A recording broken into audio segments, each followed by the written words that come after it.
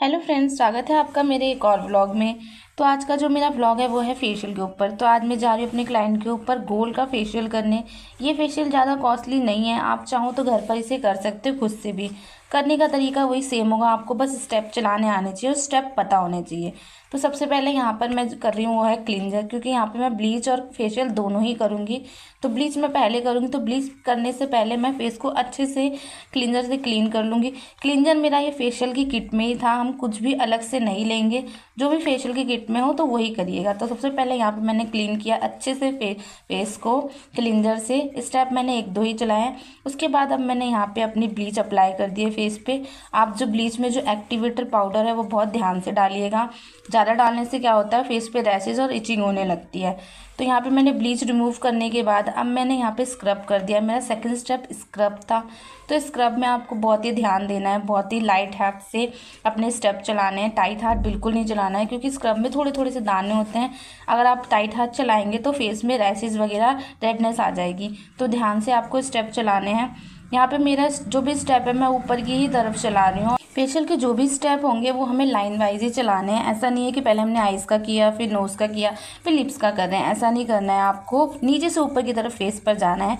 यहाँ मैं सबसे पहले चेस्ट का, नेक का, चिन का, फिर चिक का, फिर लिप्स, फिर नोज़, आईज, फॉरहेड, फिर आईब्रो के स्टेप करूँगी। इस तरीके से मैं अपने सारे लाइन से स्टेप करती जाऊँगी। यहाँ मैं आपको स्टेप करके बता रही हूँ, तो आप ध्यान से देख लीजिएगा, उसी के अकॉर्डिंग आप अपना फेशियल कर सकते हैं। जो भी फेशियल आप कर रहे हो उसमें स्टेप ऑलरेडी लिखे रहते हैं 1 2 3। किसी फेशियल किट में 4 स्टेप होते हैं, किसी में 5, किसी में 6 भी होते हैं। बट इतना डिफिकल्ट नहीं होता है फेशियल करना, क्योंकि उसमें नंबर वाइज लिखा रहता है। बस आप उसी के अकॉर्डिंग करते जाइए, नंबर के अकॉर्डिंग। बस आपको हाथ चलाना, स्टेप पता होना चाहिए। उसके बाद फेशियल करना इतना कठिन नहीं है जितना आप लोग समझते हैं। बहुत ईजी है फेशियल करना, बस ग्लो अच्छा आना चाहिए फेशियल का, वो मैटर करता है। तो यहाँ मैं अब कर रही हूँ नोज़ का स्टेप, क्योंकि मैंने अपना चिंग, लिप्स वगैरह सबके स्टेप कर लिए हैं।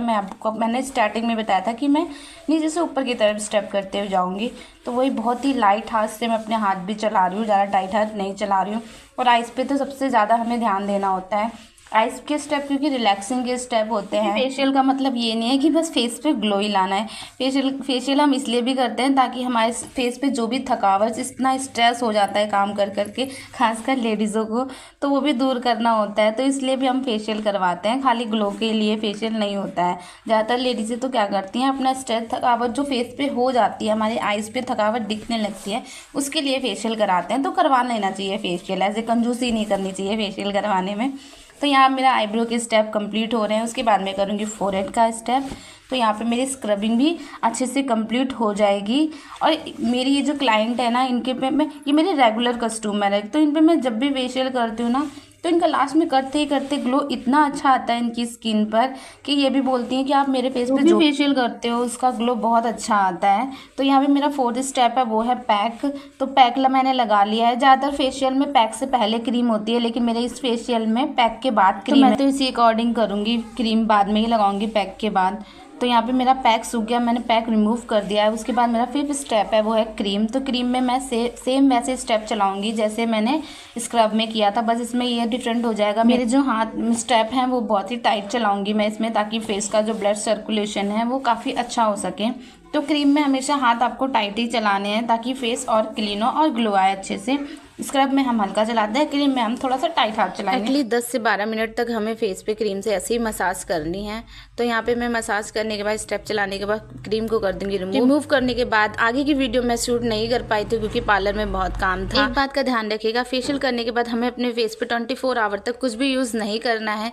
तो आपको मेरा ये फेशियल का व्लॉग अच्छा लगा तो मेरे वीडियो को लाइक, कमेंट, शेयर और सब्सक्राइब जरूर करिएगा। मिलते हैं आपसे नेक्स्ट व्लॉग में, तब तक